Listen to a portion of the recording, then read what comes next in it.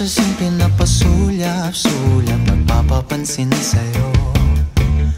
Umabot sa palitan ng mga mensahe, kilig na kilig ako. Kumusta, kain na, hello, magandang umaga.